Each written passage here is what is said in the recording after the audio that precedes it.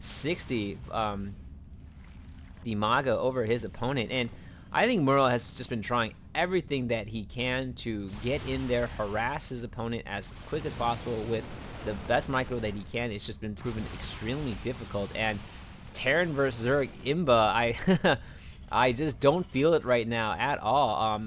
I have seen a lot of Bio versus Bio Balls versus Zerg, so I think players opting to try to have more mobile units on the ground against the faster Zerg players. Now looking down, the Baneling's Nest is coming down right now for DIMAGA, which it has come out on most games. There is actually finally a starport coming down for MorroW, and I'm hoping that he's going to go with more Vikings than last game.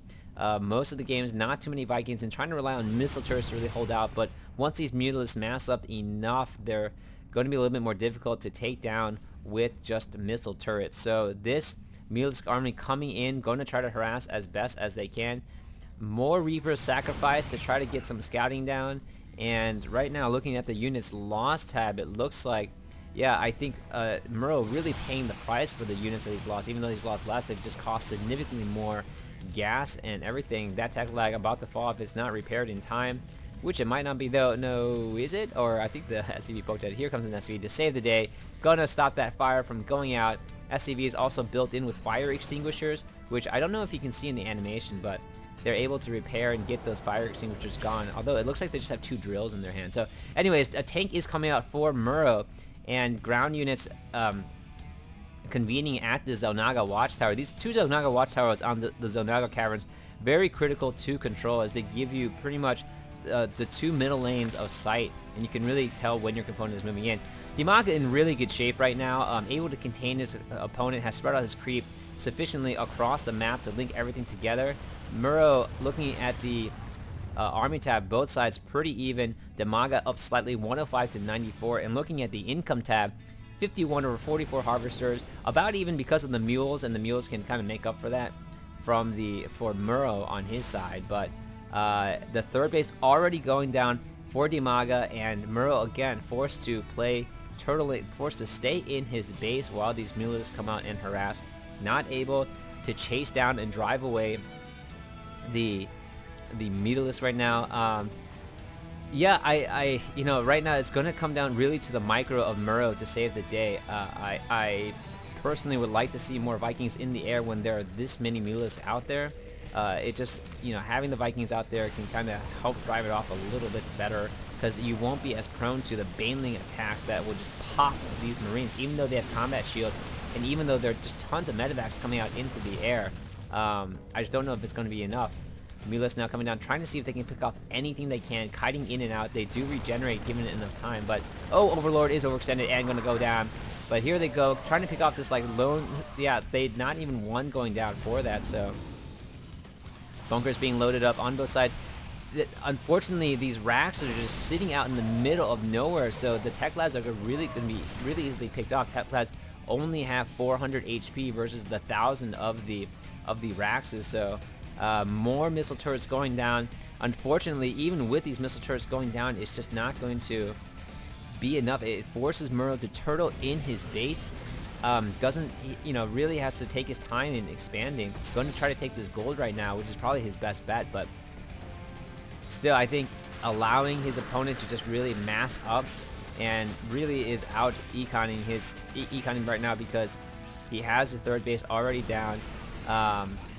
Trying to establish something out here, and Mutalisks just taking their fire at them. The Marines are stimmed and trying to poke away at the Mutalisks, but DIMAGA doing a great job kind of having his damage redistributed across his Mutalisks right now and keeping them alive for everything that they're worth. Looking at the units lost out, things almost even at this point, but resource-wise, MorroW is down a good amount, and here come the Mutalisks are going to just pick off these SCVs who are just hanging out on the outside. Missile turrets going down everywhere for MorroW. Money that could be spent possibly for Vikings. I don't know.